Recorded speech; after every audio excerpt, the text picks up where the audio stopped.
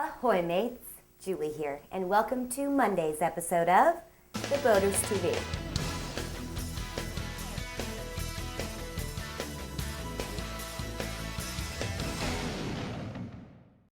First up today, here's what's making a splash, or rather, not making a splash, in nautical news.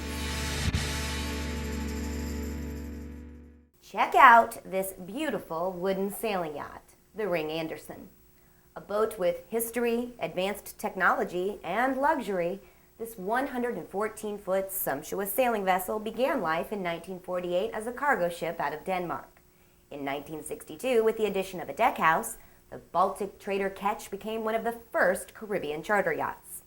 Then, in 1980, she returned to the boatyard for a complete rebuild from hull to mast tip. Oak and teak helped turn her into a stunning world-class luxury charter vessel with regal taste and the best of modern boat technology and stability. So why doesn't anyone want her? As reported by Gregory Richards of the Virginian-Pilot last Tuesday in Norfolk, Virginia, when the Virginia Heritage Foundation, who received the Ring Andersen as an unexpected gift from an anonymous donor in 1986, put the historic boat up for auction, not one bid was made. We find it kind of crazy. After all, the ship was recently appraised at $3.2 million. And according to auctioneer William J. Sums, chief executive of Atlantic Asset Management Group, building a new vessel to match the 59-year-old Ring Andersen might cost as much as $10 million, if it could be done at all. Yet, when he opened the bidding at $350,000, no one in the crowd said a word. Less than 2 minutes later, the auction was over. What may have deterred buyers from bidding on this stately ship? The economy? Costs of repairs? Well, whatever stopped bidders from going after that going, gone shout, the boat will be sold this week. As of last Friday, there were at least 2 potential bidders on eBay.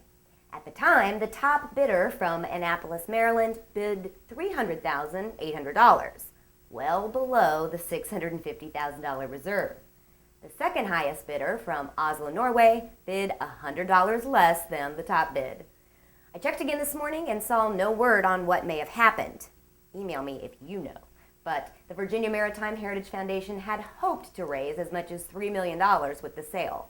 The proceeds, which we hope they received, will support the foundation's other ship, the schooner Virginia, which offers youth sail training and acts as a floating ambassador for the state. For more information on the auction, please visit Atlantic Asset Management's website at www.atlanticremarketing.com. Next up, it's on to our Power Play segment, where the U.S. Navy is redefining what it means by stealth ship.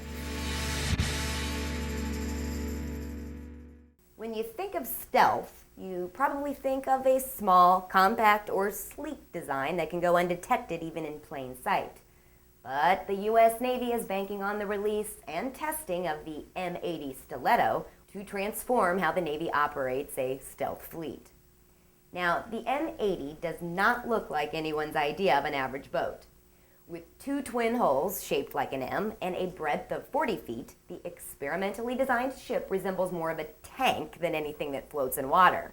And unlike metal ships, the prototype Stiletto is made of carbon fiber and has no radar evading capabilities. So how come the M80 is turning heads in the Navy, where design and creativity takes a backseat to functionality and streamlining? Well, in an age where military vessels are getting narrower to avoid detection, the M80 performs a unique function with its width.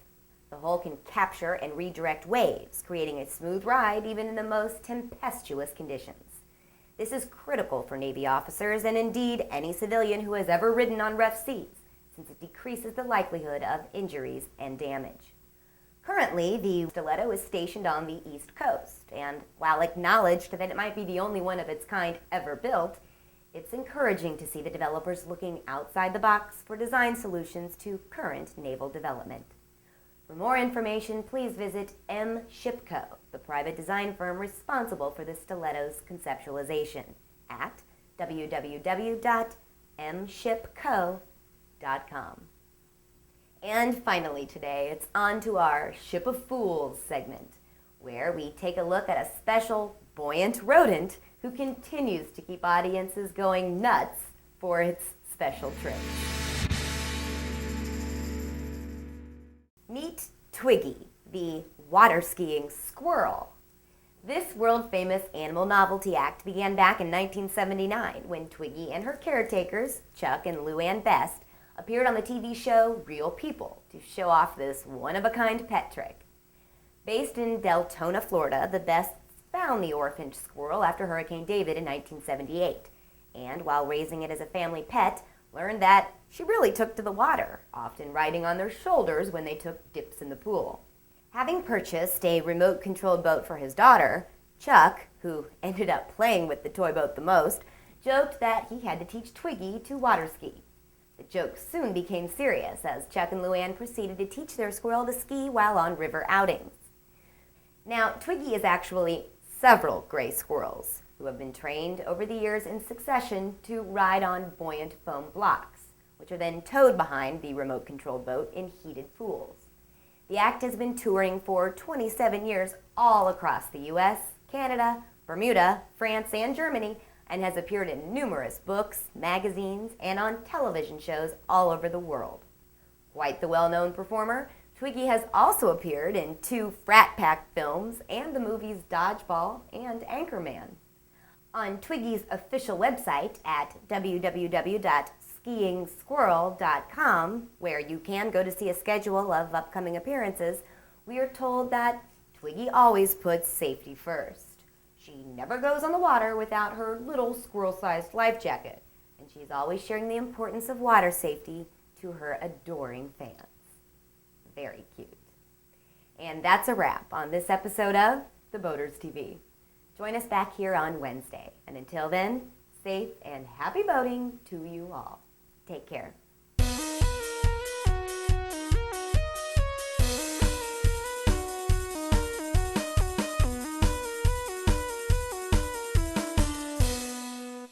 Julie's TheBoaters.com celebrity profile pick of the day is Captain Joe Boussom and Shazam, his beautiful 1972 26 Columbia Mk2. A member of the Lake Erie Boaters Group, lots of you guys in there, Joe and Shazam reside in Sandusky, Ohio, where recently Joe has had to endure the painful experience of laying Shazam up for the winter. His photos show us Shazam with mast removed, undergoing her fall bath, and ultimately being tucked away comfy cozy in the shed. Quite the social boater, it seems. Oh look, he's even a fan of The Boaters TV. Thanks for your support, Joe, and hey, hats on the way.